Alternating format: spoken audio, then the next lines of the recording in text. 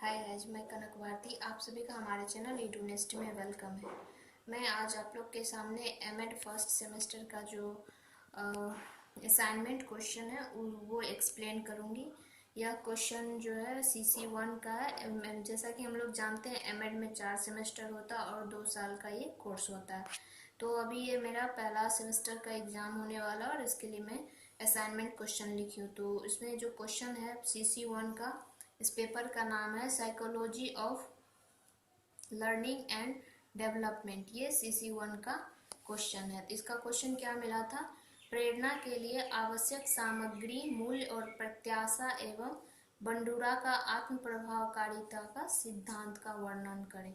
ये पूरा क्वेश्चन है। तो ये मैं आप लोग के सामने इंडेक्स दिखा रही हूँ, कैसे मैं इसको लिखी हूँ इंडेक्स में। पहले डिफिनेशन दी हूँ, फिर अभिप्रेरणा मतलब मोटिवेशन की प्रकृति, उसके स्रोत, प्रेरणा के तत्व, आवश्यक सामग्री, मूल्य और प्रत्याशा के गौण आवश्यकताएं, बंडूरा का आत्म प्रभावकारिता का सिद्धांत। अब इसको हम देखते हैं कैसे मैं लिखी हूँ। क्वेश्चन यहाँ पे मैं लिख दी हूँ, फिर इंट्रोडक्शन है। अभिप्रेरणा लक्ष्य आधारित व्यवहार या उत्प्रेरण या ऊर्जा करना। अभिप्रेरणा का प्रेरणा आंतरिक या बाह्य हो सकता है। जीवन में किया जाने वाला कोई भी रुचिपूर्ण कार्य अभिप्रेरणा विहीन नहीं होता है। जैसा कि हम लोग कोई भी काम करते हैं तो उसके लिए हमें मोटिवेशन जरूरी है। अभिप्रेरणा व्यक्ति में रुचि उत्पन्न करके उसे कार्य में ध्यानावस्थित करती है और कार्य करने की दिशा में गति प्रदान करती है। शिक्षा के क्षेत्र में सफल होने वाले बालकों का एक प्रमुख कारण मोटिवेशन ही होता है। पुरस्कार के प्रॉफिट, एप्रिसिएशन, प्राप्ति के डिजायर मतलब जो उसकी रुचि होती है, अथवा रिस्पेक्ट आदि की आकांक्षाओं के कारण कुछ बालक कक्षा में एजुकेशनल अचीवमेंट की दिशा में एक दूसरे से पारस्परिक प्रतियोगिता करते देखे जा सकते हैं। मोटिवेशन इनकी सक्सेस का मूल आधार होता है। ये हमारा इंट्रोडक्शन है। किसी भी क्वेश्चन को लिखने के लिए इंट्रोडक्शन देना जरूरी है। फिर देखते हैं डिफिनेशन। कुछ मनोवैज्ञानिकों ने अभिप्रेरणा को इस प्रकार परिभाषित किया है।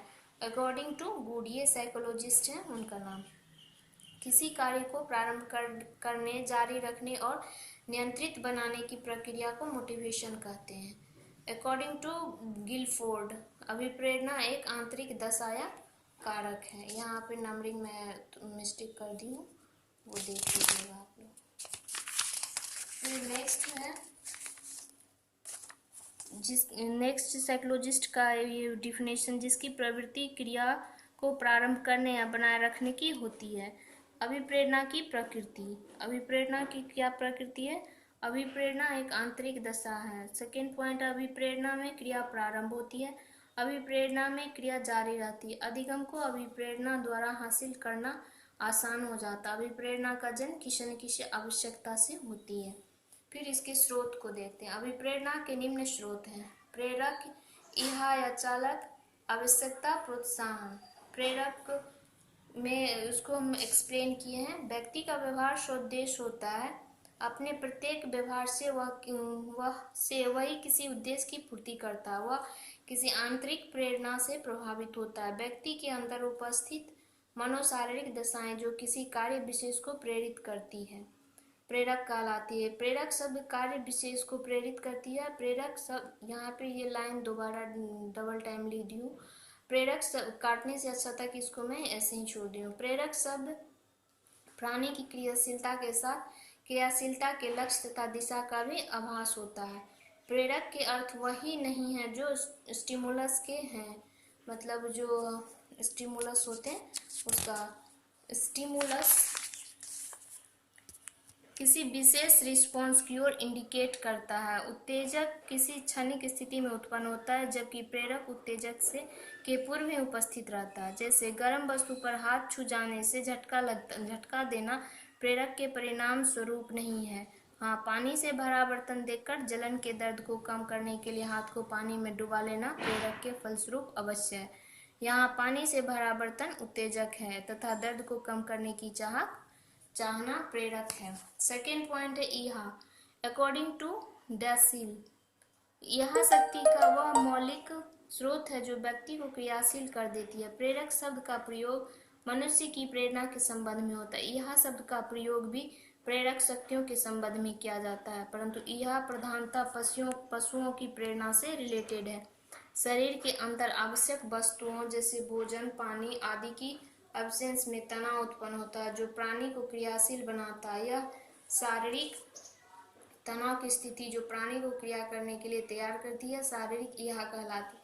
मनुष्य के जन्मजात शारीरिक प्रेरकों जैसे भूख, प्यास, मलमूत्र विसर्जन आदि के लिए भी शारीरिक शब्द का प्रयोग किया जाता है।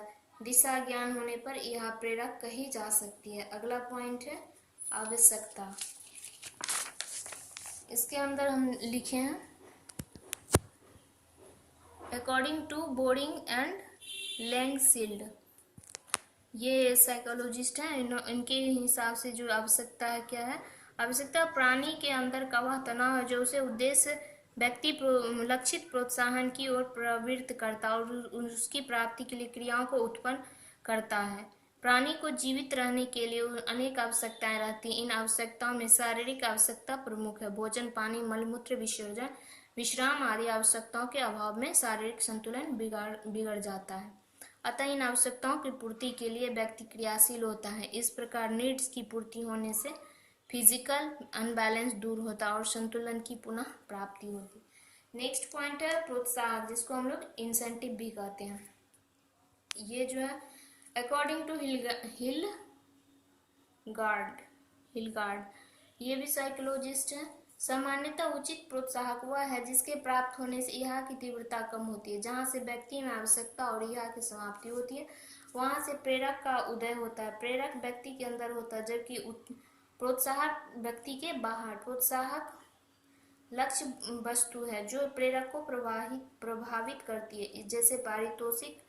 स्पर्धा में पारितोषिक प्रोत्साहक और धन की आवश्यकता है किसी या विषयी होने की इच्छा प्रेरक हो सकती है।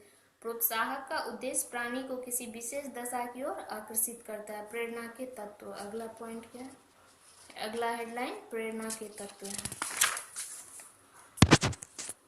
प्रेरणा दो प्रकार के होते हैं। पहला है सकारात्मक, इसमें बालक किसी कार्य को अपनी स्वयं की इच्छा से करता है। इस कार्य को करने से उसे सुख और संतोष प्राप्त होता है। सेकेंड पॉइंट है नकारात्मक प्रेरणा। इस प्रेरणा में बालक किसी कार्य को अपनी स्वयं की इच्छा से न करके किसी दूसरे की इच्छा या बाह्य प्रभाव के कारण